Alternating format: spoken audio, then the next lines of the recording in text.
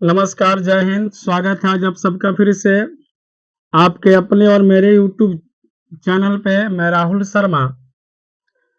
आज हम लोग 2020 सेशन का दूसरा वीडियो देखेंगे और आज के इस सेशन में हम लोग 30 अति महत्वपूर्ण प्रश्नों को देखने वाले हैं जो आपके परीक्षा के लिए बहुत ही महत्वपूर्ण है।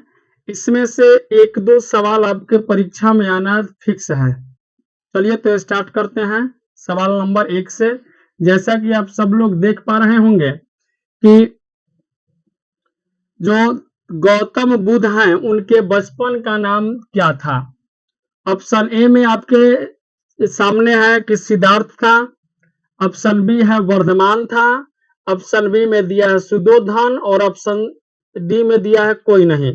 तो इस सवाल का जो सही जवाब होगा वो होगा मेरे भाई ऑप्शन ए यानी सिद्धार्थ, यानी जो महात्मा बुद्ध थे उनके बचपन का नाम सिद्धार्थ था। आगे बढ़ेंगे सवाल नंबर दूसरा।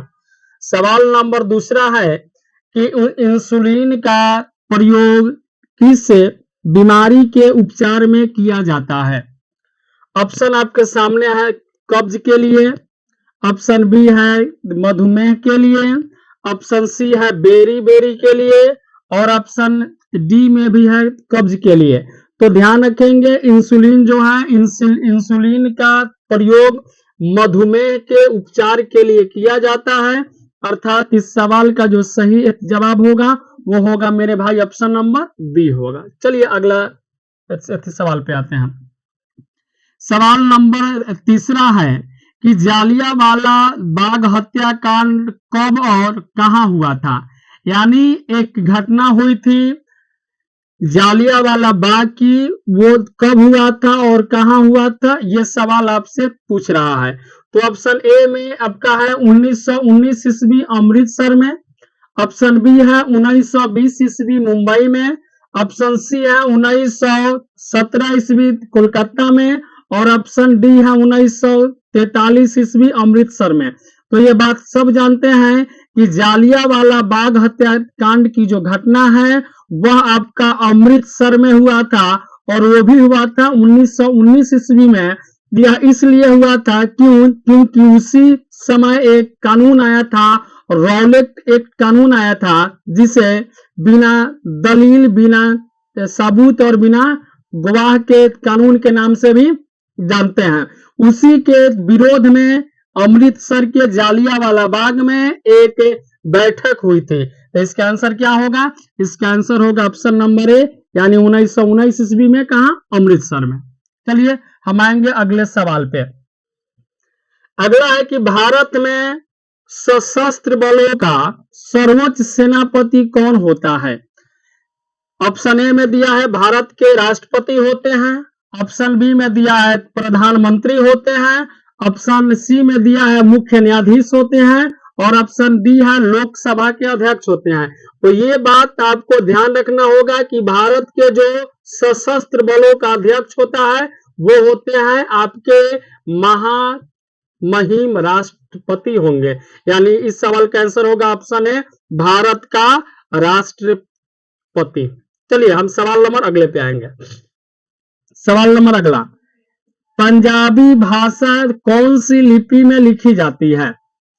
ऑप्शन ए दिया है गुरुमुख लिपि, ऑप्शन बी में है रोमन लिपि, ऑप्शन सी है देवनागरी लिपि और ऑप्शन डी है इनमें से कोई नहीं। तो ध्यान देंगे जो पंजाबी भाषा है वह गुरुमुख लिपि में लिखी जाती है। अर्थात इसका आंसर क्या होगा? ऑप्शन नंबर ए होगा मेरे भाई। आगे बढ़ेंगे। अगला है भारत का प्रथम गवर्नर जनरल कौन था। ऑप्शन ए विलियम बेंटिक था, ऑप्शन बी कर्जन था, ऑप्शन सी डफरिंग था और ऑप्शन डी माउंट बेटन था। तो ध्यान देंगे कि भारत का प्रथम जो गवर्नर जनरल था उसका नाम था लॉर्ड विलियम बेंटिंग, यानी ऑप्शन होगा ऑप्शन नंबर ए होगा। ठीक है। और भारत का अंतिम गवर्नर अगर जनरल का बात किया जाए तो वो थे आपके लॉर्ड माउंट बेटन, यानी ऑप्शन नंबर डी हो जाता। आगे बढ़ेंगे। अगला है कि पोंगल किस राज्य का त्योहार है? ऑप्शन ए है तमिलनाडु राज्य का, बी है केरल राज्य का, सी है आंध्र प्रदेश का और डी है उड़ीसा का।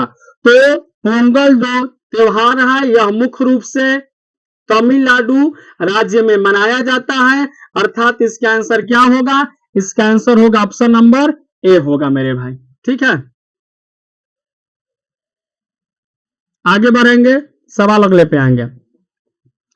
बिहू किस राज्य का प्रसिद्ध त्योहार है?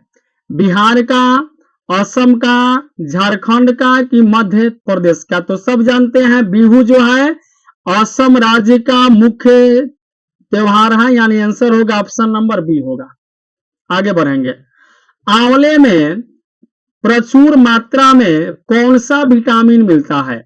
यानी आंवला जो है उसमें प्रचुर मात्रा में आपको कौन सा विटामिन मिलेगा? ऑप्शन है विटामिन ए, ऑप्शन बी है विटामिन बी, ऑप्शन सी है जी विटामिन सी और ऑप्शन डी है आपके सामने विटामिन डी। तो इस सवाल का जो सही जवाब होगा, आंवले में सबसे ज्यादा विटामिन सी मिलता है, यानी क्या होगा? ऑप्शन नंबर सी होगा। आगे बढ़ेंगे। सवाल नंबर अगला है जी कि रतौंधी जो एक बीमारी है, हो गया, रतौंधी जो एक बीमारी है वो किसकी कमी से होता है? ऑप्शन ए में है विटामिन बी, ऑप्शन बी में है विटामिन ए, ऑप्शन सी में है विटामिन सी और ऑप्शन डी में दिया है विटामिन के। तो सब जानते हैं कि रतौंधी नामक जो बीमारी है वो विटामिन ए की कमी से होता है, और यह एक ऐसी बीमारी है जिस व्यक्ति को यह बीमारी होगा उसे रात में दिखाई उखाई नहीं देता है। तो ऐसे लोगों से जरा बच के रहेंगे, अर्थात आंसर क्या होगा? ऑप्शन नंबर बी यानी विटामिन ए। आगे बढ़ेंगे। भारत में सबसे पहले सूर्य की किरण किस राज्य में दिखाई देता है? हो गया, भारत में सबसे पहले सूर्य का किरण जो है सो किस राज्य में दिखाई देगा?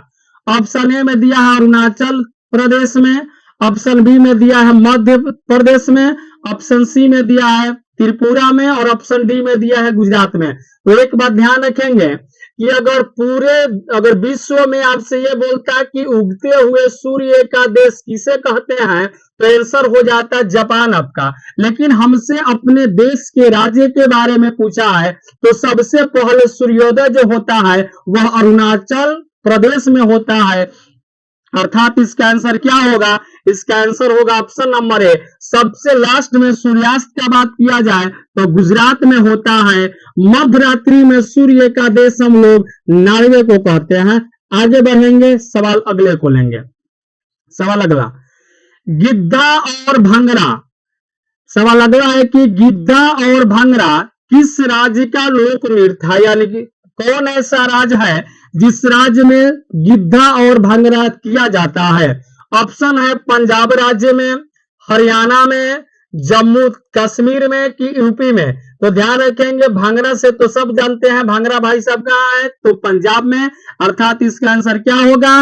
गिद्धा और भांगड़ा ऑप्शन है, यानी पंजाब राज्य में मनाया जाता है, मतलब वहां का लोक नृत्य है। आगे सवाल नंबर अगला, इनकलाब जिंदाबाद का नारा किसने दिया था? यह नारा बहुत मशहूर है। इनकलाब जिंदाबाद का नारा किसने दिया था? ऑप्शन है बटुकेश्वर दत्त ने, सुभाष चंद्र बोस ने, खुदीराम बोस ने कि भगत सिंह ने? तो अब ध्यान देंगे कि इनकलाब जो नारा है इस नारा को भगत सिंह ने दिया था, अर्थात इस सवाल का आंसर क्या होगा? ऑप्शन नंबर भाई साहब डी होगा इस सवाल का सही जवाब। ठीक है, इसका आंसर क्या होगा? ऑप्शन नंबर डी होगा।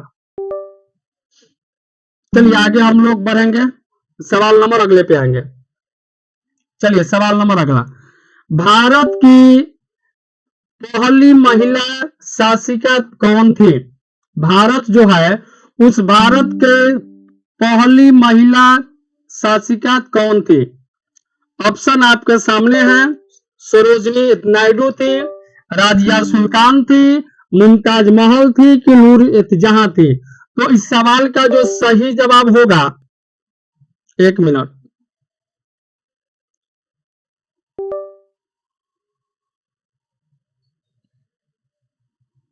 क्या बोल उधर से देखो आ गया। हाँ, भारत की पहली महिला शासिका कौन थी?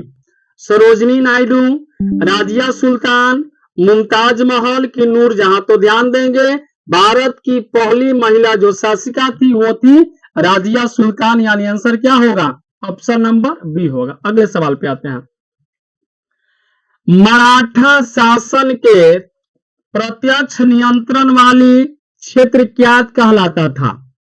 ऑप्शन ए में दिया है कर, ऑप्शन बी में दिया है चौथ, ऑप्शन सी है खालसा क्षेत्र और ऑप्शन डी है कोई नहीं। तो ध्यान देंगे, जो मराठा शासन के प्रत्यक्ष नियंत्रण वाला जो एरिया था उसे हम लोग खालसा क्षेत्र के नाम से जानते थे, यानी आंसर क्या होगा? ऑप्शन नंबर सी होगा। हम आएंगे अगले सवाल पे। अब कागज का आविष्कार किस देश में हुआ था? जिस कागज पे हम लोग लिखते हैं उस कागज का आविष्कार किस देश में हुआ था? चीन में, अमेरिका में, भारत में कि इंग्लैंड में? तो ध्यान देंगे, कागज का जो आविष्कार है वह चीन में हुआ था, यानी आंसर क्या होगा? आंसर ऑप्शन नंबर ए होगा। आगे बढ़ेंगे। भारत के आजादी के समय कांग्रेस का अध्यक्ष कौन था? कांग्रेस पार्टी का अध्यक्ष कौन था जब देश अपना आजाद हुआ था?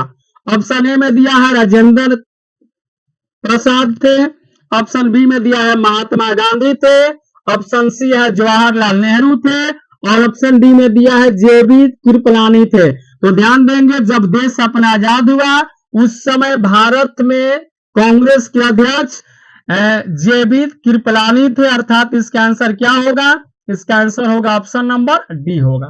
हम आएंगे अगले सवाल पे। अगला है कि भारत और पाकिस्तान के बीच सीमांकन किसने किया था? यानी जो भारत और पाकिस्तान के बीच का जो रेखा है उसका निर्धारण किसके द्वारा किया गया था? तो ध्यान देंगे, भारत और पाकिस्तान के बीच की रेखा को हम लोग रेड क्लिफ रेखा के नाम से जानते हैं। अब देखते हैं ऑप्शन को। ऑप्शन ए में है सर सिरिल रेडक्लिफ, माउंटबेटन, जेके कलिकर की? कोई नहीं। तो ध्यान देंगे, रेडक्लिफ रेखा है भारत और पाकिस्तान के बीच और इसका निर्धारण भी किए थे किसने? सर सिरिल रेडक्लिफ ने। चलिए आगे बढ़ेंगे। अकबरनामा किसने लिखे थे? ऑप्शन है टोडरमल, बी है फिरदौसी, सी है खुसरो, डी है अबुल फजल। तो ध्यान देंगे, अकबरनामा के जो रचनाकार हैं उनका नाम है अबुल फजल, यानी आंसर क्या होगा? ऑप्शन नंबर डी होगा भाई। आगे बढ़ेंगे। शिवाजी का राज्याभिषेक कहां हुआ था? यानी जब शिवाजी राजा बने थे तो उनका राज्याभिषेक कहां हुआ था? ऑप्शन दिया है असीमाबाद में, बी में है रायगढ़ में, सी में है पुरंदर में और डी में है कोची में। तो जब शिवाजी का राज्याभिषेक हुआ था तो वह राज्याभिषेक रायगढ़ में हुआ था, रायगढ़ के किले में हुआ था, यानी आंसर क्या होगा? इसका आंसर होगा ऑप्शन नंबर बी होगा मेरे भाई। चलिए सवाल अगले पे आएंगे। शिवाजी के प्रशासन में पेशवा किसको कहा जाता था? यानी जो पेशवा कहा जाता था वो किस व्यक्ति को कहा जाता था? ऑप्शन है प्रधानमंत्री को, बी है सलाहकार को, सी है सेनापति को, डी है कोई नहीं। तो ध्यान देंगे, पेशवा जो है शिवाजी के शासनकाल में प्रधानमंत्री को कहा जाता था, यानी आंसर क्या होगा? ऑप्शन नंबर ए होगा मेरे भाई। आगे बढ़ेंगे। इंडियन लिबरल फेडरेशन की स्थापना किसने की थी? ऑप्शन है सुरेंद्रनाथ बनर्जी ने, रविंद्रनाथ टैगोर ने, शरत चंद्र चटर्जी ने कि अरविंदो घोष ने? तो ध्यान देंगे, इंडियन लिबरल फेडरेशन की स्थापना सुरेंद्रनाथ बनर्जी ने किया था, अर्थात इसका आंसर क्या होगा? ऑप्शन नंबर ए होगा मेरे भाई। देखिए, यदि आप मेरे YouTube चैनल पे नए हैं तो सबसे पहले चैनल को सब्सक्राइब कर लेंगे ताकि इस वैरायटी का वीडियो आप तक सबसे पहले पहुंचे। चलिए अगले सवाल पे आते हैं। भारत में दास प्रथा को कब अवैध घोषित किया गया था?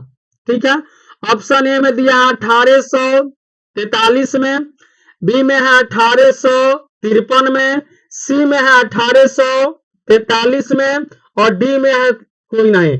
तो ध्यान देंगे इसका जो आंसर होगा वो होगा कौन सा जी? तो होगा 1843 यानी ऑप्शन नंबर ए होगा। चलिए आगे बढ़ेंगे।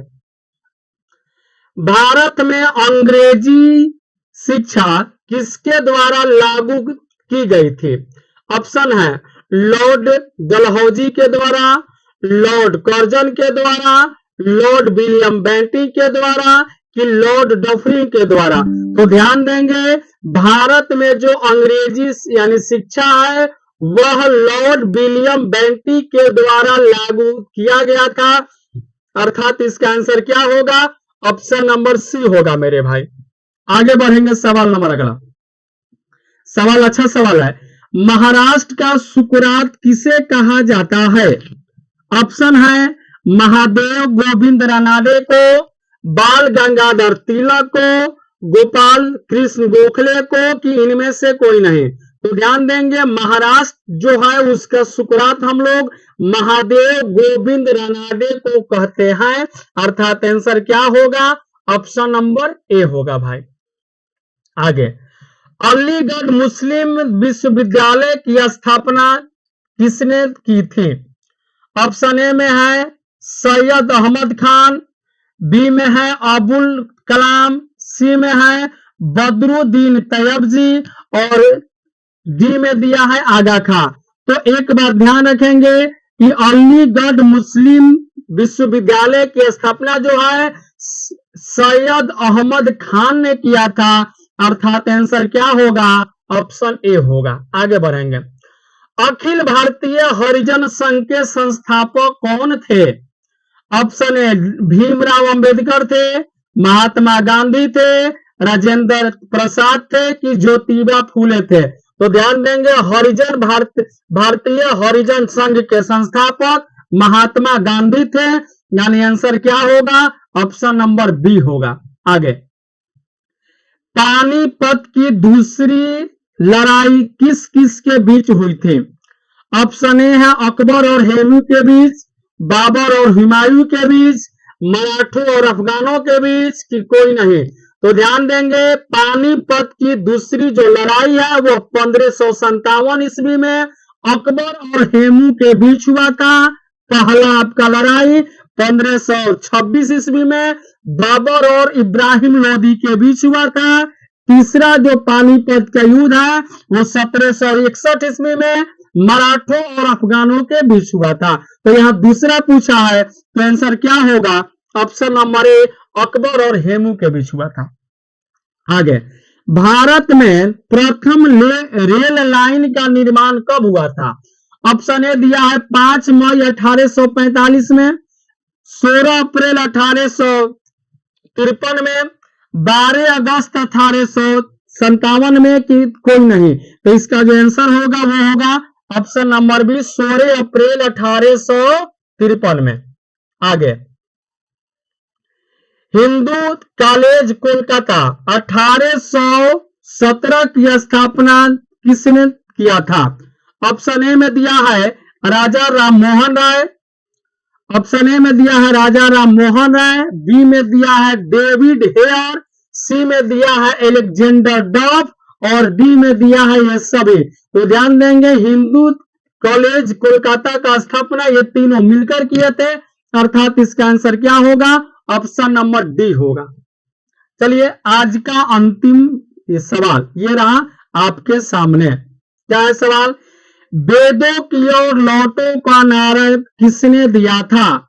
स्वामी दयानंद सरस्वती ने, रामकृष्ण परमहंस ने, सहजानंद ने कि कोई नहीं। तो वेदों की ओर लौटो का नारा जो है स्वामी दयानंद सरस्वती ने दिया था, यानी इसका आंसर क्या होगा?